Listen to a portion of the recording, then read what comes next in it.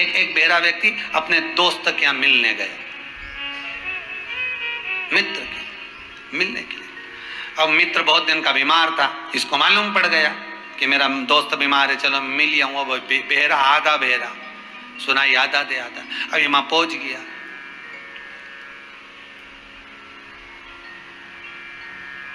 तब इसने जाते से ही पूछा, कैसे हो?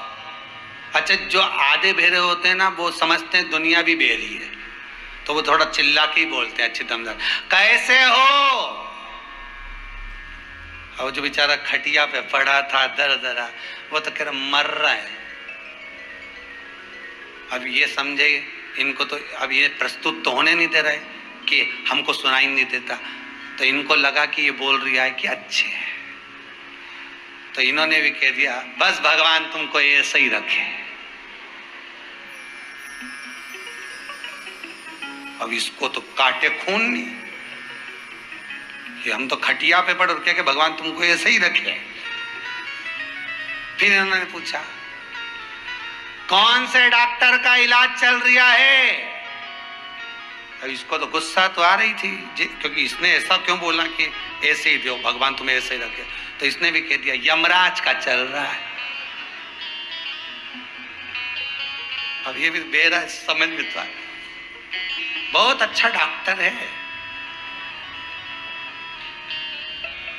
हमारे मोहल्ले के भी 4-5 लोगों का इलाज उसी ने करा।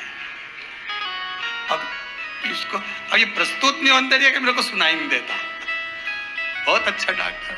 अब इसको तो और काटे खून, बता हम तो मर रहे के डॉक्टर ये मरा। उस बेरे ने फिर बोला क्या क्या खाने का बोला है डॉक्टर ने? तो इसने कह दिया भाटा।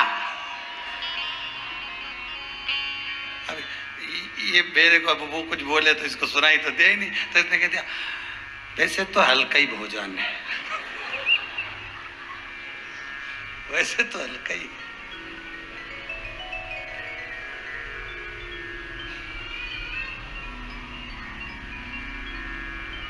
अब उसका मन हुआ जाए, तो उसने जाऊं, तो जो बीमार खटिया पड़ा था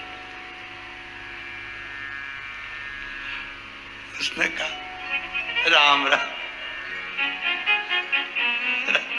जाओ।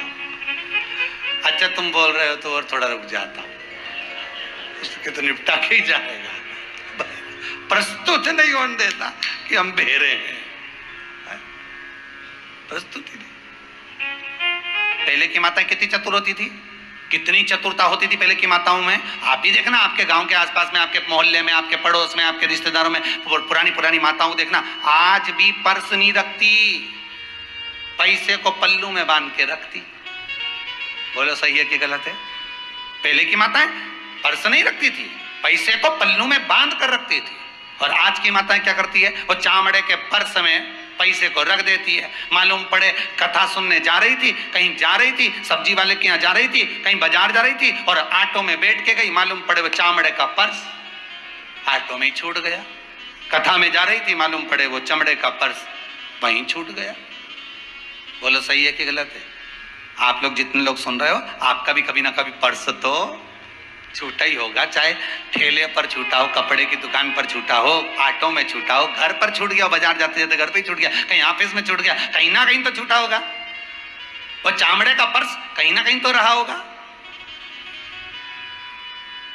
आज की माताएं चमड़े के पर्स में पैसा रखती हैं, और वो चमड़े का पर्स कहीं पर भी छूट सकता है।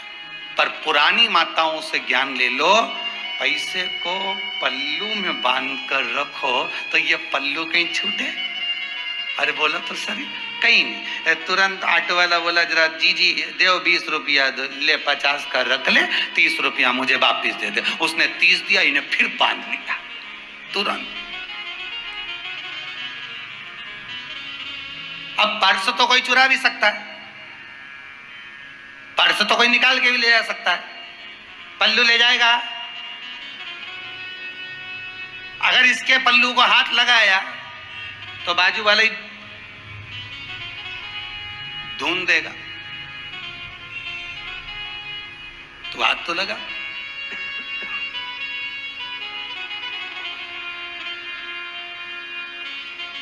पल्लू, बस इतनी समझदारी हमको भी रखना है।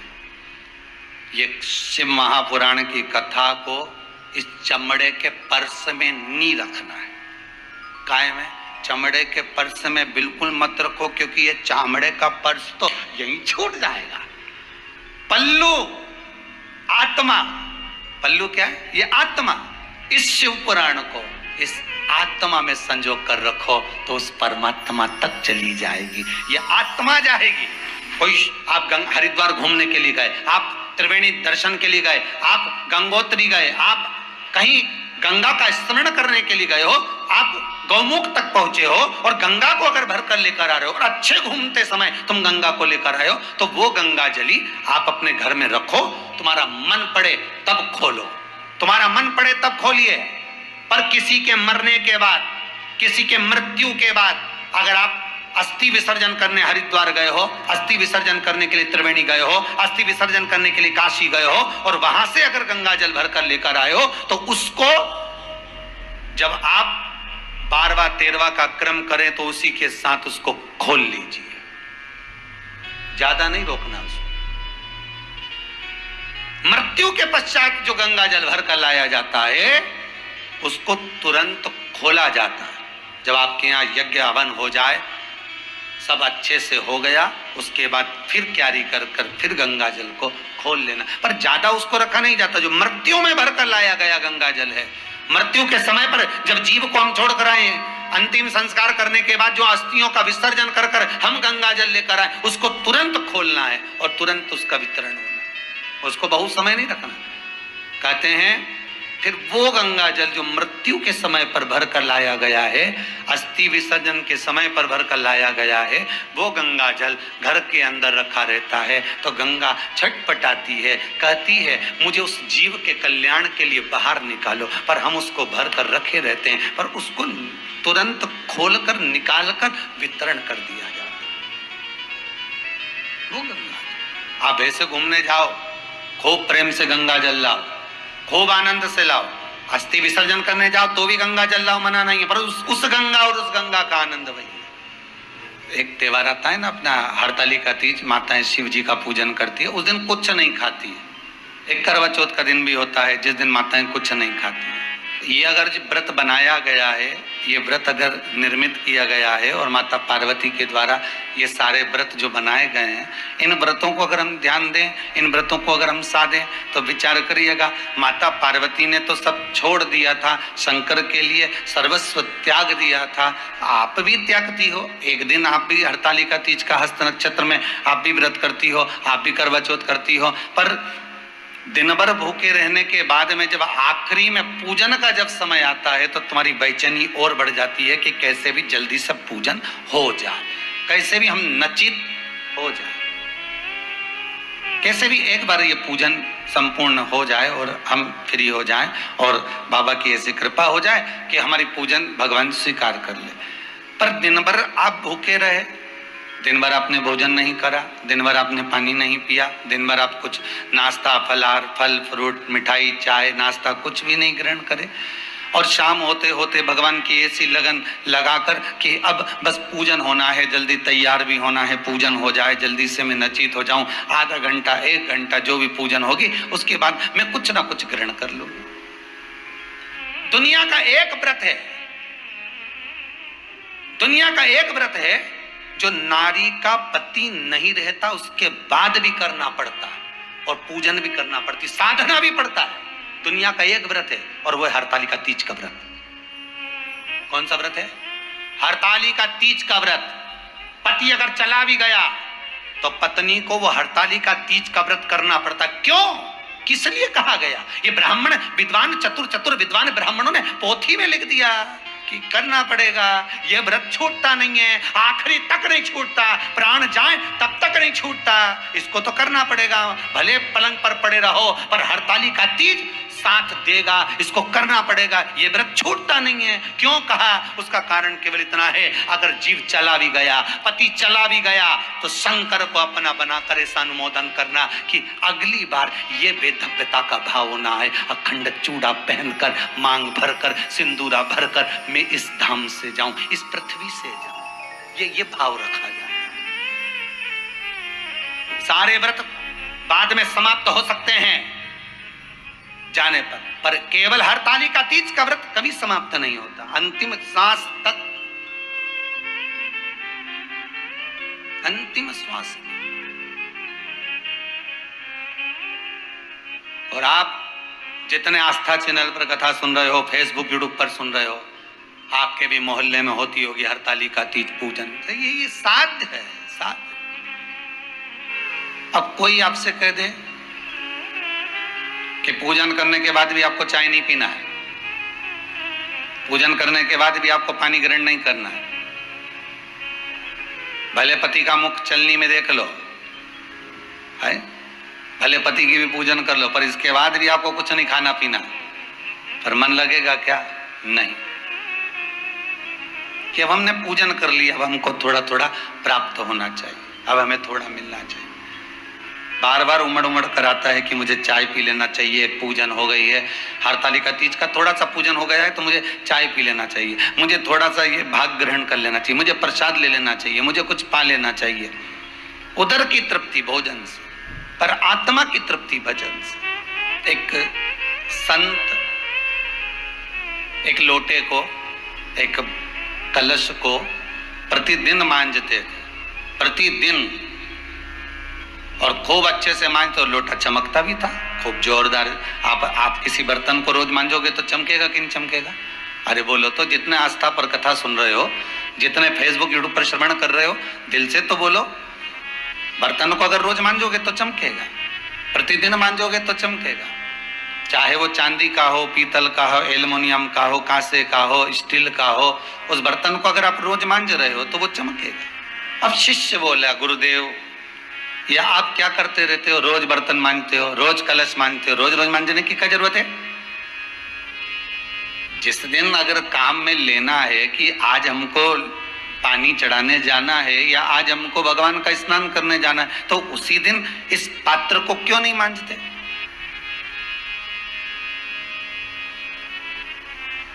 केवल वही दिन मांजो ना जिस दिन जरूरत है, पर रोज रोज मांजने से कौन सा फायदा है? तो गुरुजी ने कहा, अच्छा कोई बात नहीं बेटा, मैं इस बर्तन को, मैं इस लोटे को, मैं इस कलश को रख देता हूं। और गुरुजी ने उस कलश को उठाकर रख दिया, गुरुजी ने उस पात्र को उठाकर रख दिया। जब गुरुजी ने पात्र उठाकर रख दिया, रखने के बाद 8-15 दिन निकल गए, 20 दिन निकल गए, 22 दिन निकल गए, 1 महीना निकल गया, और गुरुजी ने कहा, बेटा वो सावन का महीना आ गया है, तो जा कलश लेकर आ और उसको अच्छा साफ कर लेके आना, पहले जितना चमकना चाहिए हो। अब ईमानदारी से बोलो, जो रोज बर्तन मांजता था उसकी जो चमक थी, एक दिन मांजने में वो चमक आ सकती है क्या? नहीं आई। फिर थोड़ी मेहनत भी ज्यादा करना पड़ेगी, ज्यादा उसको घसना पड़ेगा, ज्यादा उसको रगड़ना पड़ेगा, फिर भी चमक आ जाए तो बड़ी मुश्किल की बात है। गुरुजी के पास में आया, गुरुदेव ने कहा, बेटा ये तो पहले जैसा तो चमक ही नहीं रहा। चेला बोला, गुरुजी 1 महीने से रखा भी तो था, अब जब 1 महीने से रखा हुआ है तो वो चमकेगा कैसे? तो गुरुजी बोले, वही तो मैंने तुझसे कहा था कि रोज रोज मांजेंगे तो चमक बनी रहेगी और वो चमकता रहेगा। शिव महापुराण की कथा भी यही कहती है, रोज रोज शिव महापुराण की कथा यदि आप श्रवण करते रहोगे तो संसार सागर में चमकते रहोगे। ये शिव कथा। एक व्यक्ति ने कोई प्रश्न किया है, यहाँ तो वो पत्र नहीं है पर पत्र आया, उसमें लिखा उसने कि व्यक्ति का सबसे पहला शमशान कहाँ होता है? शिव महापुराण की कथा कहती है दुनिया में सबसे पहला शमशान उसका घर होता है। मरेगा, भले ये कोरोना महामारी में लोगों के प्राण छूटे तो शमशान डायरेक्ट ले गए, पर बाकी के समय तो आप ध्यान दीजिएगा, अगर मरने वाले व्यक्ति को भले एक्सीडेंट में मरा, काय में भी मरा, पर सबसे पहले उसको लेकर आते हैं तो घर में ही लेकर आते हैं, मतलब सबसे पहला शमशान तो घर ही है। और एक शमशान से साध कर दूसरे शमशान की ओर भेज दिया जाता है। जो घर का शमशान होता है ना, इसमें समय को भस्म किया जाता है, और उस शमशान में जब बांध कर ले जाते हैं तो उसमें शरीर को भस्म किया जाता है। और जब अगर ये मन ही साफ ना हो तो फिर तन पर कितना भी आप कुछ भी लपेट लो, कुछ भी धारण कर लो, कितना भी पाउडर लगाओ, कितना भी साबुन लगाओ, कितना भी क्रीम लगाओ, ये शरीर किसी काम का नहीं। जो गंगा के पति बने हैं, जरा विचार करिएगा राजा शांतनु पर। एक जरा सी गलती, मात्र छोटी सी। कौन थे राजा शांतनु? पूर्व समय में राजा महाभीष्म। एक गलती हो गई, जो पृथ्वी पर आकर मनुष्य बन गए। पहले भी मनुष्य थे, पर क्रम क्या था इनका ये देख लीजिए कि खूब भजन करना। जहां मंदिर नहीं बनते वहां राजा महाभीष्म मंदिर का निर्माण करते थे। राजा शांतनु ने ऐसा किया क्या था, जो गंगा के पति बन गए, और पत्नी भी मिली तो विरोधाभासी मिली। कभी कभी विचार करिएगा, पत्नी मिले और आपका विरोध करने वाली मिले ना, तो विचार करना कि हमने पूर्व में ऐसा कौन सा कर्म करा था जो ऐसी मिली है कि हमारा विरोध कर रही है। आप भजन करने बैठो तो वो विरोध कर देती। क्या करोगे भजन करके? ज्यादा परिवार में खर्च कर दो तो बोल देगी। ये भाई बंधुओं में खर्च कर कर क्या करोगे? दिन भर लूटा करते हैं, रहने दो, बहुत कर लिया तुमने, विरोधाभासी। चार दोस्त लोग भोजन कर रहे हैं, उनकी धर्म पत्नियां भी बैठी हुई हैं, और पति ने अगर बिल दे दिया, पैसा जमा कर कर आ गया, या कचौड़ी समोसा पूड़ी भजिया उसका बिल दे दिया, तो विरोधाभास। तुम्हें क्या जरूरत है? तुम क्यों दे रहे हो? तुम्हें ही क्या पड़ी है जो सारा बिल तुम चुकाए जा रहे हो? विरोधाभास। ये विचार करना, गंगा के विरोधाभासी हो सकती है, पर राजा शांतनु के कारण गंगा को भी विरोधाभास करना पड़ा। गंगा को भी कहना पड़ा विवाह के समय पर, सुनो राजा शांतनु, मैं तुमसे विवाह करने को तैयार हूं, मना नहीं, पर बात एक इतनी सी है कि आप मुझसे कोई प्रश्न नहीं करोगे और मुझे किसी कार्य के लिए टोकोगे नहीं। मेरा मन, मैं जो करना चाहूंगी मुझे करना पड़ेगा, और मेरे मन के अनुसार मैं कुछ भी कर सकती हूँ। मेरे मन के अनुसार बहुत कुछ मुझे करना होगा, बस प्रश्न मत करना, और ना मुझे रोकना ना मुझे टोकना। और वही हुआ था। गंगा जी के जितने बच्चे होते थे, गंगा पानी में बहा कर आ जाती थी, और राजा शांतनु रोक नहीं पाते थे, विरोधाभासी थी। कारण क्या था? क्या मेरी गंगा महारानी विरोधाभासी हो सकती है? नहीं। किसी एक व्यक्ति के कारण गंगा को भी विरोधाभास करना पड़ा। कितना दानी थे महाराज पूर्व में राजा शांतनु। राजा महाभीष्म, जिनका नाम था पूर्व समय में, राजा शांतनु का नाम था राजा महाभीष्म। और यह महाभीष्म इतना दान करते, इतना पुण्य करते, इतना सत्कर्म करते, इतना भजन करते। कहीं मंदिर नहीं, मंदिर बनवा दिया। कहीं तालाब नहीं, तालाब बनवा दिया। कहीं कुआं नहीं, कुआं बनवा दिया। कहीं बावड़ी नहीं, बावड़ी बनवा दी। जहां मन करता उनका पुण्य करने का, दान करने का, सत्कर्म करने का, जहां मन होता वहां कर देते थे। इतने अश्वमेध यज्ञ करे थे, इतना पुण्य करा था कि जो डायरी थी लिखने वाली, वो डायरी तक भर गई थी। अब विचार करिएगा, मतलब लोगों का जो पुण्य का हिसाब है ना, वो रखना सरल है, पर राजा महाभीष्म का हिसाब रखना बहुत कठिन है। पुण्य कमा कमा कर इंद्र के पास पहुंचे। इंद्र ने सम्मान देकर इनको ब्रह्मलोक में स्थापित कर दिया कि अब तुम्हें कहीं नहीं जाना, अब आपको ब्रह्मलोक में रहना।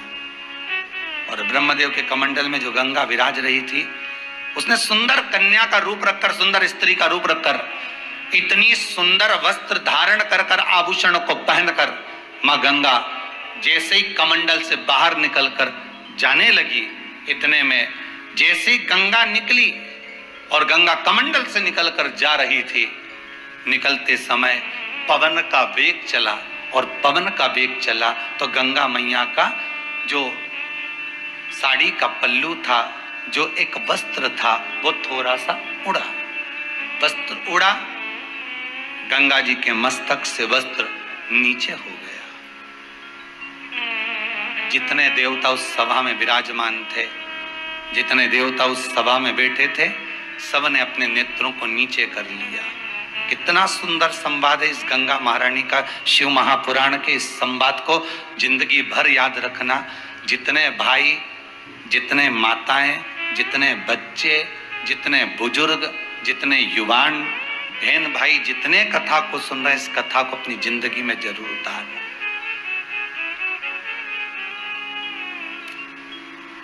पहले भी कहा, बार बार कहा है, अंधों को देखकर कभी नहीं हंसना, शरीर से विकलांग को देखकर कभी नहीं हंसना। कोई बहुत गरीब हो गया उसको देखकर ना हंसी है, कोई दरिद्रवान हो गया उसको देखकर ना हंसी है, कोई दुर्बल हो गया उसको देखकर ना हंसी है, कोई शरीर से बहुत मोटा हो गया उसको देखकर ना हंसी है, कोई कैसा हो गया उसको देखकर हमें नहीं हंसना है। क्योंकि शास्त्र कहता है, गरुड़ पुराण में स्पष्ट कहा गया कि मनुष्य का एक जन्म जिस पर वो हंसा है वैसा ही जन्म उस मनुष्य को एक बार लेना पड़ता है। इस मृत्यु लोक में आकर किसी की संतान नहीं है उसको देखकर नहीं हंसना साहब। कई कई हमारे यहाँ 8 साल संतान नहीं, हमारे यहाँ 10 साल, हमारे यहाँ 15 साल, हमारे यहाँ 20 साल नहीं हुए, अब उसको देखकर मुस्कुराना नहीं, हंसना नहीं। कुर्सी पर बैठा है, कुर्सी का पाया टूट गया, कुर्सी है, बैठे हो, टूट गया, गिर गया, वहीं पर खड़े हुए लोग हंस दिए, मुस्कुरा दिए। याद रखिएगा, ये सारा आपको इसी मृत्यु लोक में, इसी शरीर में भोगना है। अरे भाई, गंगा के घाट पर एक व्यक्ति, एक ब्राह्मण, एक विद्वान ब्राह्मण गंगा के घाट पर प्रयागराज में निवास करता था। और वह प्रयागराज में रहने वाला ब्राह्मण गंगा के पार जाकर कथा कहने जाता था, प्रवचन देने जाता था। जब वो प्रवचन देकर आता था तो उसको एक बार आवाज सुनाई दी, भैया रुको, भैया, ए पंडित जी थोड़ा सा रुक जाओ, थोड़ा प्रवचन हमको भी दे जाओ, थोड़ा सा ज्ञान हमको भी दे जाओ, थोड़ी कथा हमको भी सुना जाओ। उसने आवाज लगाई, इसने पलट कर देखा, ब्राह्मण ने कोई दिख नहीं रहा। ब्राह्मण पलट कर देख रहा है तो कोई नजर नहीं आ रहा। ब्राह्मण चले गया, दूसरे दिन फिर गया, फिर आवाज आई, फिर कोई बोला, भैया रुक जाओ, पंडित जी थोड़ा सा ज्ञान हमको दे जाओ। पंडित जी ने देखा आखिर ये रोज रोज कौन बोलता है। पंडित जी का ध्यान गया तो एक मगर बैठा हुआ था और वो मगर चिल्ला कर कह रहा था, पंडित जी आप मेरी ओर देखो, मैं मगर की योनि में हूं, मैं बोल सकता हूं, मुझे ये वर प्राप्त है, मेरा निवेदन स्वीकार करोगे? आप इतनी दूर कथा वाचने जाते हो, इतनी दूर आप प्रवचन देने जाते हो, मां दक्षिणा कितनी मिलती है? तो इतने में पंडित जी ने कहा, मैं क्या को दक्षिणा बताऊं तेरे को? नहीं, दक्षिणा कितनी मिलती है तो बोलो। पंडित जी ने बोला, तुरंत एक सिक्का मुझे प्राप्त होता, एक मुद्रा मुझे प्राप्त होती। एक सिक्का मिलता है ना आपको? हाँ। मगर बोला, एक सिक्का, एक मुद्रा मैं आपको दूंगा, आप इतनी दूर प्रवचन देने जाते हो, उसकी जगह प्रवचन मुझे दे दो। ठीक है।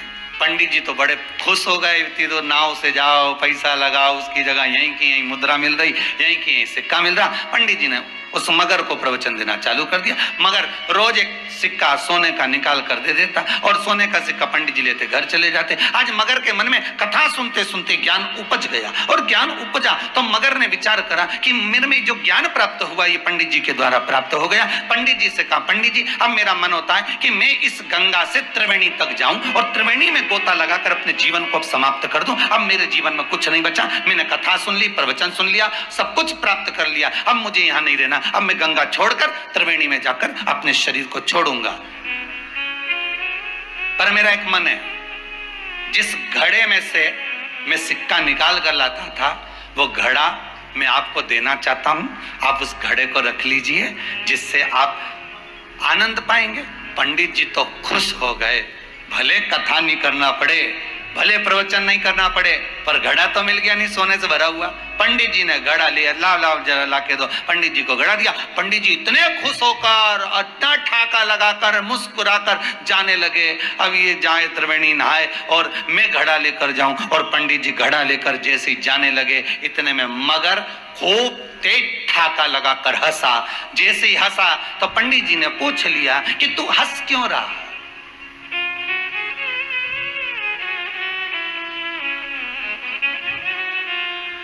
तेरा ठाका लगाने का कारण क्या है? तेरे हंसने का कारण क्या है? तेरे मुस्कुराने का कारण क्या है? तो इतना हंस क्यों रहा है? उसका क्या कारण है? मगर बोला मैं नहीं बताऊंगा। तुम्हारे गांव में एक रामू नाम का धोबी रहता है, उसके पास में एक गधा है। उस गधे से जाकर पूछना कि मगर क्यों ठाका लगाकर हंसाता।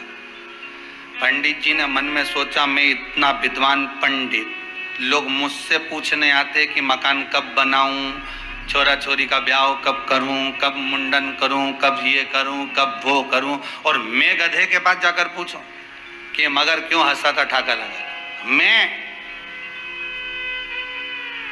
ये तो मेरे को मूर्ख समझ रहा है, ये तो मेरे को पागल समझ रहा है। पंडित जी ने नहीं पूछा। फिर भी एक बार सामने से रामू जब जा रहा था धोबी और उस गधे के साथ जा रहा था, तो पंडित जी ने देखा आज पूछ ही लो। अब मन में बात तो खटके ना, किसी की बात अब सुन लो, सुनने के बाद मन में तो खटके, रात की नींद नहीं आए, जब तक उसकी पता नहीं लगा लो तुम कि आखिर सही है कि गलत है, तो जब तक तो तुम्हें नींद नहीं आने वाली। बड़ी मुश्किल से आ खटक गया। और ऐसा खटका पंडित जी ने रोक लिया उस रामू के उस गधे को, और गधे से पूछा, ए गधे मुझे ये बता कि वो मगर मुझे देखकर हंसा क्यों? जब मैं घड़ा लेकर चला तो मुझे देखकर क्यों हंसा? तब उस गधे ने कहा, वो मगर बड़ा समझदार है, उसको मालूम है कि मैं गधे की योनि क्यों पाया। तो पंडित जी बोले, तू गधा क्यों बना? अच्छा तेरी सुना दे ला। तो उसने कहा, मेरे गधे बनने का कारण एक है कि मैं भी पूर्व समय का बहुत विद्वान था, बहुत विद्वान, बहुत विद्वान, मुझ में भी बड़ी विद्वत्ता थी। फिर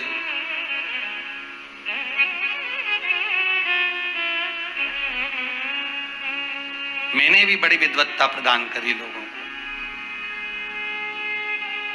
दुनिया के लोगों को मैंने भी बहुत ज्ञान दिया, खूब प्रवचन दिया, खूब कथा कही, खूब बोला मैं। तो इतने में पंडित जी बोले, तू गधा क्यों बना वो तो बता।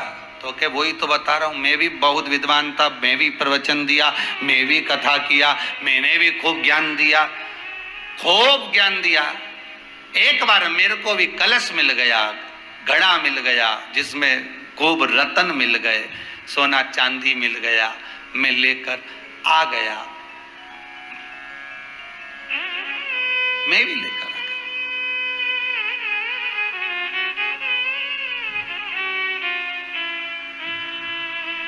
गधे की योनि क्यों मिली वो तो बता। बस कारण इतना सा हुआ कि जो ज्ञान मैंने दुनिया को दिया वो मैं अपने में नहीं उतार पाया, इसलिए गधे की योनि को पा गया। कलश तो मिल गया, सोना चांदी भी मिल गया, आप प्रवचन करेंगे, कथा करेंगे, विद्वत्ता रखेंगे, दुनिया को ज्ञान बांटेंगे, आप धन तो कमा लोगे, आप धन तो एकाग्रित कर लोगे, पैसा भी जोड़ लोगे, संपदा भी बना लोगे, जमीन जायदाद भी बना लोगे, घर बंगला भी बना लोगे। पहले भी कथा में कहा, आज फिर कहते हैं, 5 कार जितने भी वर्णन किए हैं, इन 5 कारों में से एक कार है कथाकार। जितनी बात कहे उतनी बात खुद पर भी अमल करे तो राष्ट्र को संवरने में दे। हम खुद सुधरे, गायत्री परिवार, हम सुधरेंगे, जम के बोलिए, युग सुधरेगा। हम बदलेंगे, युग बदलेगा। बदलोगे कब वो भी तो तारीख निश्चित होना चाहिए, सुधरोगे कब वो भी तो तारीख निश्चित होना चाहिए। दुनिया के लोग तो सिधरने के समय पे कि बेटा मुझे भगवान की कथा सुना दे। दुनिया के लोग प्राण छूटते समय, कोई मर रहा है, किसी के प्राण जा रहे हैं और बहू गीता जी का पाठ सुना रही, सुनाओ। पर किसी किसी घर में तो हमने ये तक देखा कि कोई मर गया, उसके बाद भी गीता जी को वाचन किया जा रहा है। मरने वाले के पीछे गरुड़ पुराण लोग बाजते थे, आजकल गीता जी का पाठ सुनाते हैं। जब कोई मर गया उसके बाद उसका अंतिम संस्कार हो गया तो घर में बैठकर गीता बाज रहा है। गीता मरे हुए जीव को नहीं सुनाई गई थी। अर्जुन मरा नहीं था जिस समय भगवान कृष्ण ने गीता का वाचन किया था। अर्जुन के प्राण नहीं छूटे थे जिस समय भगवान कृष्ण ने गीता सुनाई। अर्जुन मरा नहीं था जिस समय भगवान कृष्ण ने गीता सुनाई। अर्जुन का मन सो चुका था, आत्मा झंझोड़ चुकी थी, आत्मा सो चुकी थी। गीता मरे हुए को सुनाने का प्रसंग नहीं है। गीता जब ये मन, ये आत्मा काम में, लोभ में, आसक्ति में, वासना में, तृष्णा में, अपनों में फंस जाए, उसको निकालने का, उसको जगाने का प्रसंग है गीता। पर दुनिया के लोग, कोई मर गया तो गीता जी वाच लो, चलो आजकल फैशन में हो गई, गरुण पुराण की जगह लोग गीता जी वाचे। तो मर गया उसको गीता क्या सुनाओगे, तो निपट के गया उस। गीता तो वो कि जीते जी भजन करता, अच्छा कर्म कर कर चलता, नाम स्मरण कर कर चलता। भगवान स्वयं गीता में कहते हैं लता पत्र पक्षी पशु हर एक में मैं समाया हूं। जब सब में वो समाया हुआ था तो फिर परिवार में जरा सी जमीन के पीछे झगड़ा कर करके मर गया। जब भाई में भी परमात्मा है, बहन में भी परमात्मा है, नाते में भी परमात्मा है, रिश्ते में भी परमात्मा है। भगवान कह रहा है गीता जी में कि एक एक लता पत्र पक्षी पशु जलचर थलचर वायुचर, जितने आकाश मंडल में तारे जीव, जितने भी कण कण, हर एक में मेरा भगवान बसा हुआ है। तो फिर भेद कहां से आ गया कि ये पराया और ये मेरा। जेठानी के बच्चे को अगर चाय बना कर दी, कम दूध की दे दी, खुद के बच्चे को चाय बना कर दी, ज्यादा की दे दी। दुकान पर खुद का बेटा आया, निकाल कर 500 का नोट दे दिया, और भाई का बेटा आया, निकाल के 100 रुपए दे दिए। ये भेद कहां से आया? अरे सीधी सीधी प्रसंग है, तुझ में रब दिखता है यारा, मैं क्या करूं।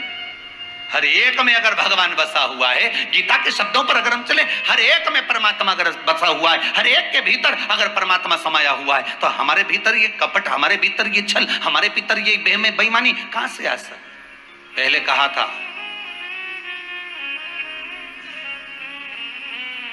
बच्चों को गीता पढ़ाओ, गीता सुनाओ। जो बच्चे गीता पढ़ते नहीं, सुनते नहीं, एक दिन अदालत में खड़े होकर गीता पे हाथ रखना पड़ता है। जिनने पढ़ी नहीं, जिनने सुनी नहीं, वो करेंगे क्या? फिर गीता पर हाथ रखेंगे। आपके बच्चों को गीता पर हाथ रखने की जरूरत ना पड़े, ऐसा संस्कार हमारे बच्चों को देते हुए चलिए, ऐसा ज्ञान हमारे बच्चों को देते हुए चलिए कि फिर गीता पर हाथ ना रखना पड़े। भगवत गीता की बात चल रही, नहीं तो तुम पड़ोसन गीता की बात कर लो। तुम्हारा क्या भरोसा? सुनने वाले बड़े चतुर चतुर होते हो कि गुरुजी बोले हैं गीता को हृदय में उतार लो। अब इनकी चित्तवृत्ति में कौन सी गीता बैठी अभी कौन जाने। यहाँ जो गीता चल रही है, श्रीमद् भगवत गीता की बात चल रही हो, चित्तवृत्ति में उतारिए। बर्तन को सबसे ज्यादा कहां से मांजना चाहिए बोलो? बाहर से कि अंदर से? अरे बोलो जम के, बाहर से कि अंदर से? जितने लोग आस्था पर कथा सुन रहे, जितने यूट्यूब फेसबुक पर सुन रहे हो, बड़े प्रेम से बोलो, बर्तन को ज्यादा बाहर से मांजना चाहिए कि अंदर से मांजना चाहिए? तो कहा बर्तन को अंदर से मांजना चाहिए। आप बाहर से अगर बर्तन को मांज दोगे और अंदर से अगर वो बर्तन बेकार है और उसमें तुमने दूध रख दिया, वो फट गया, बेकार हो गया। कोई सामग्री रख दी, वो बेकार आ गई। कोई सामग्री को पधरा दिया, वो बेकार हो गया। तो बर्तन को जितना बाहर से मांज रहे, उससे ज्यादा बर्तन को अंदर से मांजना चाहिए। शिव महापुराण को जितना बाहर से सुन रहे हो, उससे ज्यादा अंदर से सुनना चाहिए। भीतर से अगर ये पुराण भीतर पहुंच गई, जीवन का आनंद पा गई। एक गलती कर दी, सबने नेत्र नीचे झुका लिए जिस समय पर गंगा मैया का पल्लू सरका, सबने शीश झुका, पर केवल एक था जो मनुष्य की देह छोड़कर ब्रह्मलोक में निवास कर रहा था।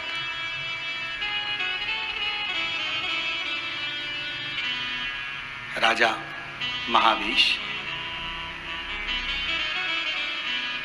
इसने माता का मुखाग्रविंद देखता रहा, नेत्रों से निहारता रहा। शिव महापुराण की कथा बहुत सुंदर संवाद कह रही है साहब। धर्म की जगह में जाइए, पुण्य की जगह पर जाइए, सत्कर्म में जाइए, कथा में जाइए, भजन में जाइए, और निवेदन इतना है कि अपनी नेत्र रूपी इंद्री और वाणी रूपी इंद्री को थोड़ा सा संजोग कर जाए। राजस्थान में बहुत सारे तीर्थ हैं, और मध्य प्रदेश से ही नहीं, हरियाणा, पंजाब, गुजरात, राजस्थान, आसपास के सारे क्षेत्रों से दुनिया के लोग पैदल जाते हैं। आपने भी दर्शन करे होंगे, जितने लोग कथा सुन रहे हो आपने भी दर्शन करे होंगे। झंडा लिया, चल दी, ध्वजा ली, चल दी।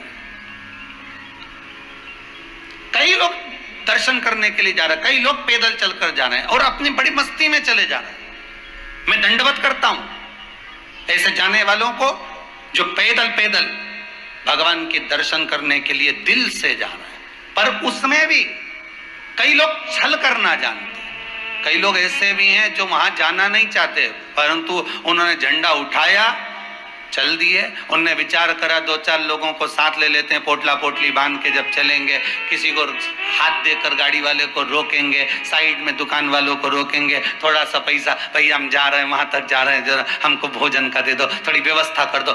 ध्यान देना, थोड़ा सा बुरा लग सकता है आपको,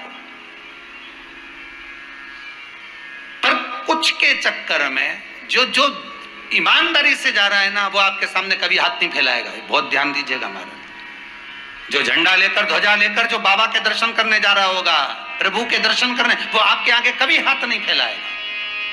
कभी नहीं कहेगा कि मुझे चाय पिला दो, कभी नहीं कहेगा कि मुझे 2 रुपया दे दो, कभी नहीं कहेगा कि गाड़ी को हाथ देकर कि मुझे कुछ दे दीजिए। नहीं, कभी नहीं कहेगा अगर वो ईमानदारी से जा रहा है तो। हाँ, जो धर्म को जानकर केवल अपने लिए कि यहां से मुझे कमाई हो सकती है, मैं अगर जाऊंगा ऐसा सबके हाथ रोककर गाड़ियां रुकवाऊंगा, पैसा मांगूंगा तो मेरा कुछ इनकम हो सकता है। अब इस चक्कर में दूसरे भी बदनाम हो। आज एक कोई माता जी आई थी, भोपाल से शायद चली गई होंगी, अपने पति के साथ आई थी, कह रही थी गुरुजी मैं केवल यहाँ प्रणाम करने आई हूँ,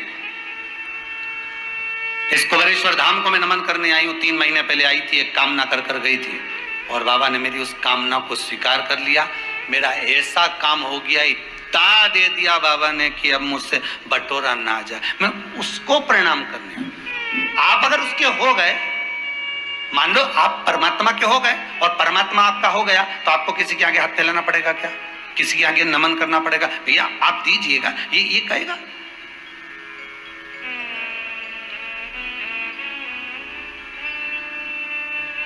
एक बार अगर मेरे शंभू ने, एक बार मेरे कुबेर भंडारी ने, एक बार मेरे शंकर ने अगर आपका हाथ पकड़ लिया तो विश्वास मानकर चलना, दुनिया के किसी व्यक्ति के तुम्हें पांव पकड़ने की जरूरत नहीं पड़ेगी। अगर शिव ने हाथ पकड़ा है, अगर मेरा औगड़दानी, मेरा त्रिकालदर्शी, मेरा कैलाशी, मेरा शंभू, मेरा शंकर अगर तुम्हारा हाथ पकड़ा, दुनिया की किसी ताकत के आगे आपको पांव पकड़ने की जरूरत नहीं पड़ेगी। बस उसका हाथ, उसका साथ और उस परमात्मा का नाम श्री शिवाय नमस्तुभ्यम मंत्र, चाहे ओम नमः शिवाय मंत्र हो, चाहे महामृत्युंजय मंत्र हो, चाहे शंकर का अनुमोदन हो, उसका स्मरण बस करते हुए चलना, उसका साथ पकड़कर चलना, फिर कहीं नहीं झुकने देगा, ये पक्का।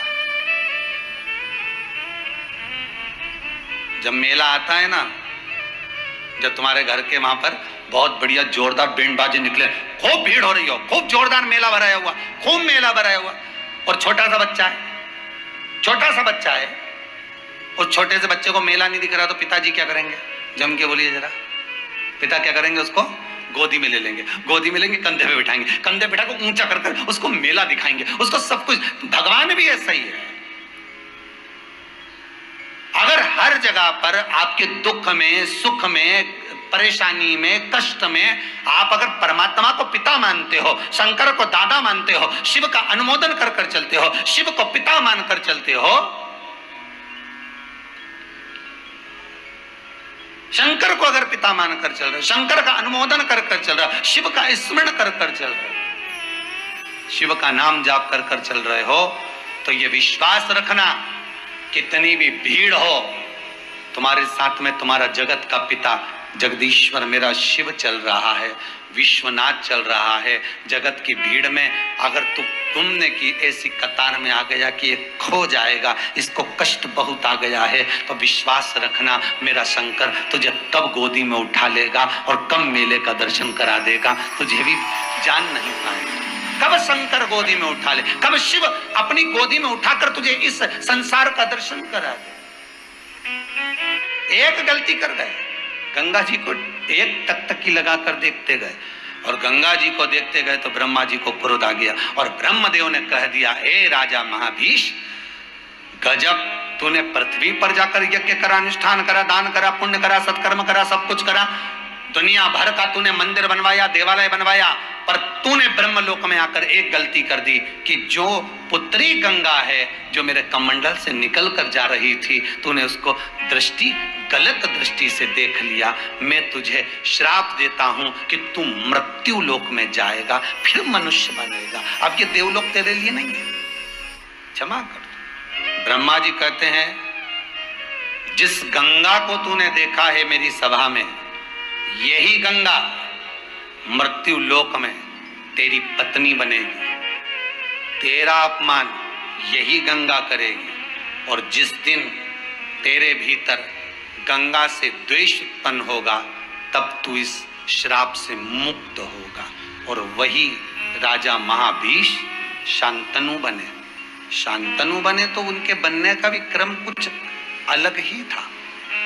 हस्तिनापुर में राजा प्रतिपदा हुए, जिनके 3 पुत्र थे। पहले नंबर का देवपति, दूसरे नंबर का बहलिका।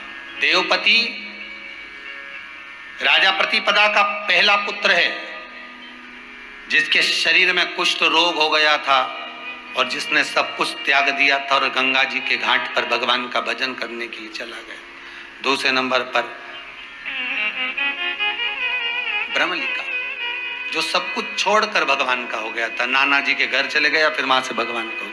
ये 2 पुत्र हो गए। एक बार प्रतिपदा एकांत में बैठकर भगवान का स्मरण कर रहे थे। इनका चेहरे का जो तेज था बड़ा बड़ा प्रबल था। क्रीम की चमक 6 महीना, 1 साल, 2 साल, 15 दिन, 8 दिन, 3 दिन, 14 दिन, 15 दिन से ज्यादा नहीं रहेगी, पर अच्छे कर्म की चमक जिंदगी भर रहती है। पहले पहले की माताएं, पहले पहले की बेटियां, पहले पहले के बच्चे अच्छा कर्म करते थे तो उनके मुंह से जो निकलता था वही हो जाता था। कई कई माताएं कहती हमारी सास जो बोलती वही हो जाता। कारण क्या है? सास के मन में कपट नहीं, सास के मन में पाप नहीं। कई कहती हमारी बहू जो कहती है वही हो जाता। कारण क्या? बहू के मन में छल नहीं होगा, कपट नहीं होगा, प्रपंच नहीं होगा, बेईमानी नहीं होगी, जो मुख से निकल गया वो हो गया। और ये केवल एक बहू और सास के साथ नहीं होता, ये आपके साथ में भी हुआ है। जितने लोग कथा सुन रहे हो, पहले ध्यान करो कि आप जो सोचते थे वो हो जाता था। उसका कारण क्या था? क्योंकि आपकी चित्तवृत्ति में कपट नहीं था, छल नहीं था, प्रपंच नहीं था, बेईमानी नहीं थी। तो जो मन में आता था भगवान वो पूरा कर देता था। अब किसी को कुछ बोल देते थे तो हो जाता था, और वो बोलता भी था, तुमने कहा था हमारा काम हो गया, तुमने कहा था ऐसा हो गया। उसका कारण क्या है? कि तुम्हारी वाणी से जो निकल रहा है वो देववाणी हो गई है, तुम्हारे कर्म से, अच्छे कर्म से, श्रेष्ठ कर्म से। एक वो होते ना जिनके शरीर में पवन आती है और वो ऐसे घूम घूम के बताते हैं, तो मना नहीं करते इनके शरीर में आती होगी, और माता जी आए, पिताजी आए, भैरू जी आए, हनुमान जी आए, शंकर जी, जो जो देवता आए, पितर जी ने, राम जी ने, सीता जी ने, जो भी देव आए, मना नहीं, तुम्हारे यहाँ जो देव आए हम उनको नमन करें, परंतु निवेदन इतना है, इनके देवता इनके शरीर में आते थे पहले और जो बोलते थे वो हो जाता था। अब क्यों नहीं हुआ? तुम्हारे मन में भी था, हम तो उनके यहाँ जाते थे तब राती जगह देते थे, हम पहले ऐसा करते थे और तुरंत वो जो बोलते थे तुरंत हो जाता था। पर आप तो ये घूमे खूब, पर बोले हो कि ये कर लो उसके बाद भी नहीं हो। उसका कारण क्या है? मतलब मन में कहीं जाओ साहब, एक नारियल लियाना, 2 अगरबत्ती लियाना, थोड़ा चना चिरौंजी लियाना, न 250 ग्राम मीठा लियाना, न ये लियाना, न वो लियाना। अब इनके मन में न चना चिरौंजी घूम रही है और अगरबत्ती और वो नारियल घूमे, तो फिर देवता किधर घूमे बताओ? तुम बोलो रे जितना सुन रही हो। अगर ये अगरबत्ती, ये नारियल, ये चना चिरौंजी नहीं घूमे नहीं तो देवता घूमे, और अगर ये घूमे तो देवता नहीं घूमे। बस इतनी सी बात याद कर। पार्वती जी को याद आ गई कि मैं पूर्व समय में सती थी और मेरे पिता दक्ष प्रजापति थे, तो तुमने मेरे पिता का सिर क्यों काटा? शंकर भगवान से माता पार्वती एक बार पूछ लेती है। शिव जी कहते तुझे मालूम नहीं क्यों काटा? पार्वती जी बोली मैं तो समाप्त हो गई थी, मुझे क्या मालूम कि क्यों काटा। शंकर जी बोले इसीलिए काटा क्योंकि इसने सब कुछ दिया, कन्या भी दी, दहेज भी दिया, सामान भी दिया, सोफा सेट भी दिया ने, अलमारी भी दी ने, कूलर भी दिया ने, वॉशिंग मशीन भी दी, सब कुछ दिया। बस एक ही चीज नहीं दे पाया था, अहंकार। अगर ये अहंकार मुझे दे देता तो फिर इसको कुछ भी देने की जरूरत ही नहीं पड़ती। मेरी माताओं से एक निवेदन और बेटियों से निवेदन है, जितों की बेटियां, जितनी कुंवारी बेटियां हैं ना, जिनकी शादी नहीं हुई, उनसे हाथ जोड़कर निवेदन है, बेटियां याद रखना, तुम अलमारी लाना दहेज में, मना नहीं हो। फ्रिज लाना दहेज में, मना नहीं हो। कपड़ा भी लियाना मना नहीं है। पेटी भी लियाना लोहा की, नहीं लोहा की तो बंद हो गई, अटैची लाते हो गए, अटैची लियाना मना नहीं है। चप्पल भी लियाना मना नहीं है। पर निवेदन है, अहंकार लेकर मत आना। अहंकार को घर छोड़कर आना। मम्मी से क्या ना, मम्मी ये अहंकार तू धर ले, मेरे ससुराल में मैं सब ले जाऊंगी पर अहंकार लेकर नहीं जाऊंगी। और बस ससुराल में एक बार तुम्हारे मुंह से नहीं निकलना चाहिए कि मेरे पिता ऐसे और मेरा भाई ऐसा और तुम मुझे अभी जानते नहीं हो। 2 मिनट में ये अहंकार नहीं तो क्या, ये घर छोड़ के आना था। पर सब कुछ लाई इन्हें अलमारी में भर के फिर अहंकार लिया, तो क्या मतलब का। और मेरा बेटों से भी निवेदन है, जिनकी शादी नहीं हुई हो, जो कुंवारा है, उनसे भी निवेदन है, तुम भी दरवाजे पर जब कटार निकाल के, तलवार निकाल के जब तोरण लगाओ, तोरण लगाने का मतलब ही यही है कि एक अहंकार को इधर पीछे छोड़ के फिर अंदर जाओ। अभिमान नहीं जाना चाहिए साथ। अहंकार में 3 गए धन वैभव और वंश, ना मानो तो देख लो रावण कौरव और कंस। ये अहंकार में चले, ये ना जाए।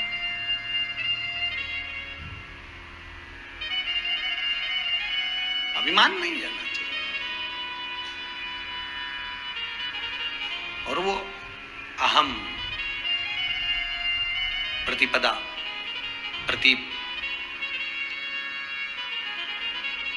तप में लीन थे, साधना में लीन, बैठे भगवान की भक्ति, भगवान के भजन में बैठकर स्मरण कर रहे थे। कहते हैं चेहरे की चमक इतनी बढ़ गई थी प्रतिपदा की, इतनी चमक बढ़ गई थी राजा प्रतिपदा की, चेहरे पर इतना पुंज बढ़ गया था कि स्वयं गंगा मैया एक सुंदर रूप रखकर आई। और सुंदर रूप रखकर आने के बाद प्रतिपदा की जंघा पर, गोदी में आकर बैठ गई। जो गंगा मैया ने आकर बैठी, प्रतिपदा के नेत्र खुल गए। नेत्र खुले तो उन्होंने पूछा आप कौन हो? मैं गंगा।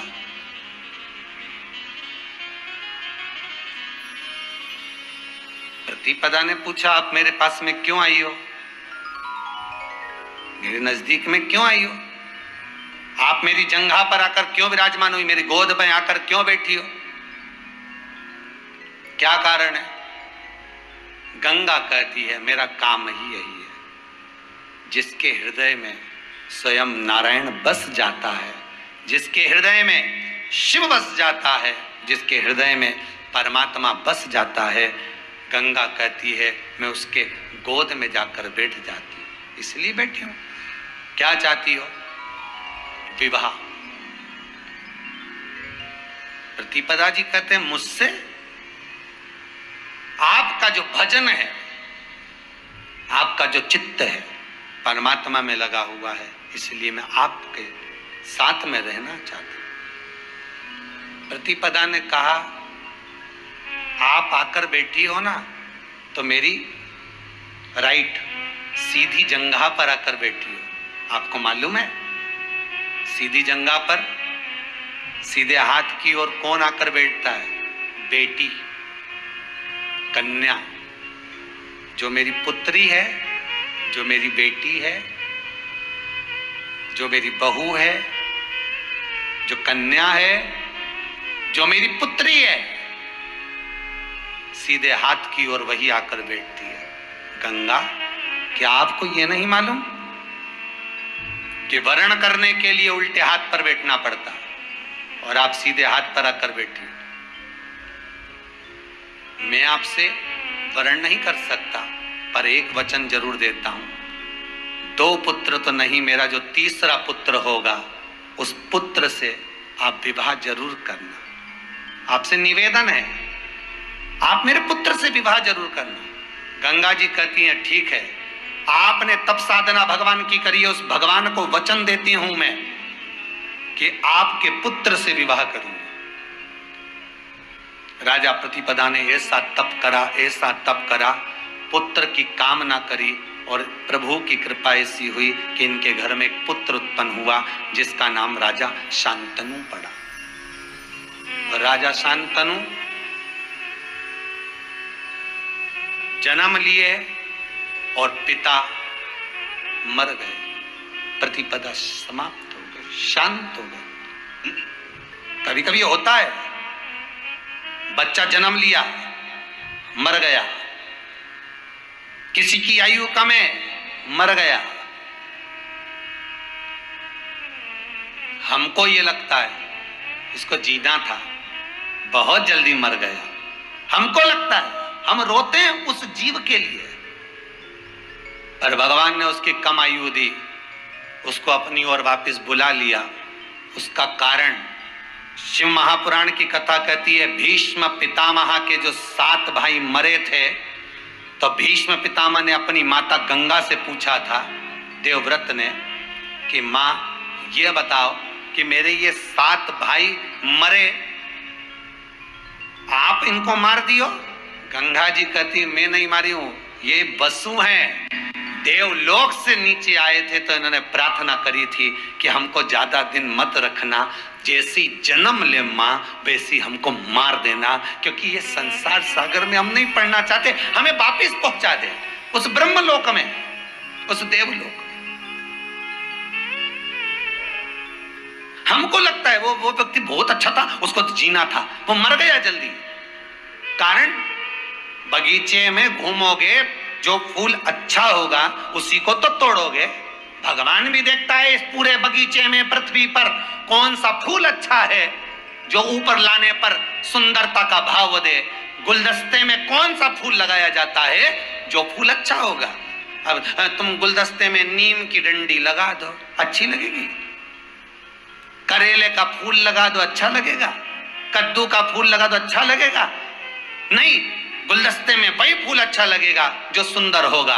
भगवान के उस बंगले में, भगवान के उस बैकुंठ में, कैलाश पर, ब्रह्मलोक में जो गुलदस्ते लगे हैं, उस गुलदस्ते में फूल वही लगाया जाता है जो अच्छा हो। भगवान भी उसी को मृत्यु लोक से उठाता है जिसके भीतर सुख परमात्मा के चरणार बिंद का हो। कई लोगों को तो 25 बार गीता जी सुना के नीचे सुला दिया गोबर लीप के, फिर भी डुकरिया नहीं मरे तो का करे। पंडित जी से पूछा, हमने तो सब कुछ कर दिया, गंगा जल भी 3-4 बार पिला दिया, निपट ही नहीं रही है, क्या करें। नीचे सुलाते वापिस सांस आ जाती है, और ऊपर पलंग पर जब तक सोती है ऐसा लग रहा कि निपट गई, आंख ही बंद हो गई। हम तो सोचे पूरी चली गई, हमने तुरंत सबके फोन भी लगा दिया, मालूम पड़े जैसे ही नीचे सुलाया 15 मिनट में फिर जाग गई। हमने पूछा, माँ हम तो सोचे थे चली गई, माँ बोली चली नहीं गई थी, सपना देख रही थी। माँ सोचे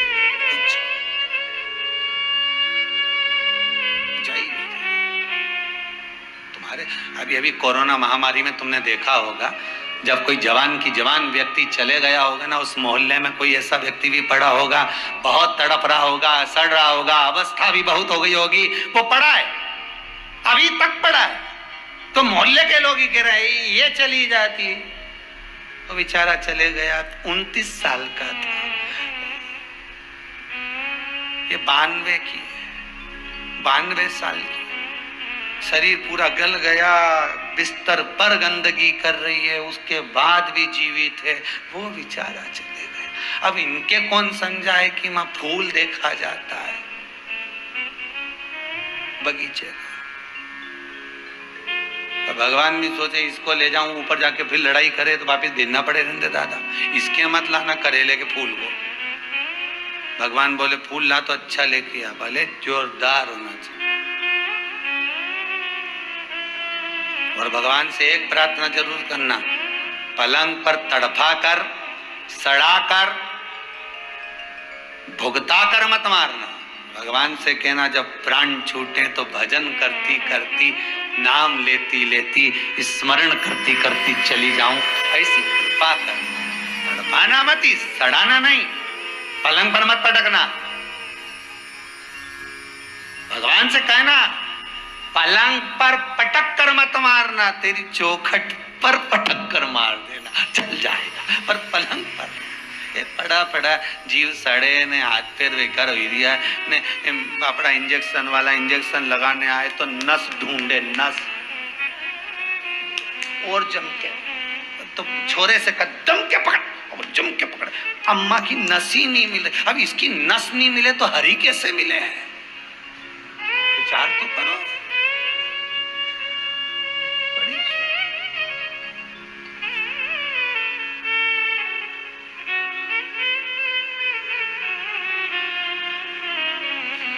अम्मा ही बोली क्या ढूंढी दिया है रे डॉक्टर, क्या ढूंढ रही है? नस ढूंढ रही है, इंजेक्शन लगाना है।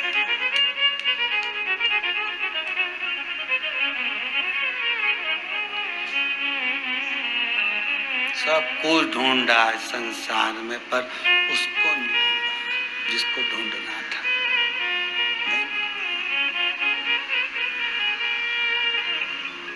चित्त वृत्ति में नहीं देख पाया।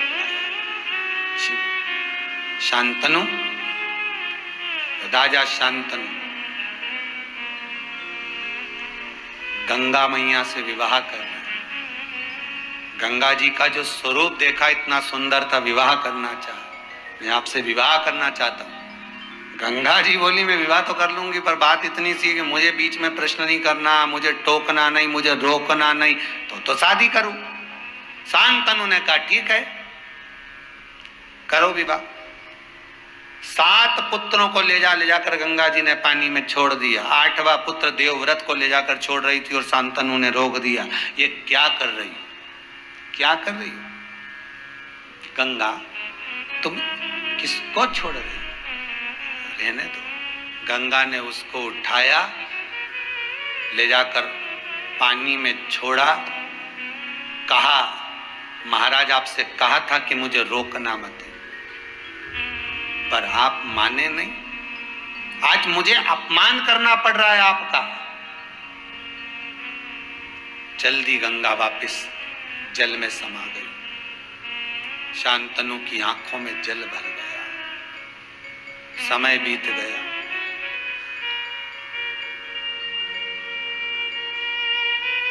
एक निषाद की बेटी सत्यवती से विवाह कर लिया शांतनु। एक बार बैठे तब कर रहे थे और मन में आ गया कि मेरा जो पुत्र गया है गंगा वो दे दे। गंगा मैया उस पुत्र को लेकर आई तो देवव्रत को देखकर शांतनु ने गंगा से पूछा, गंगा ये तो बताओ,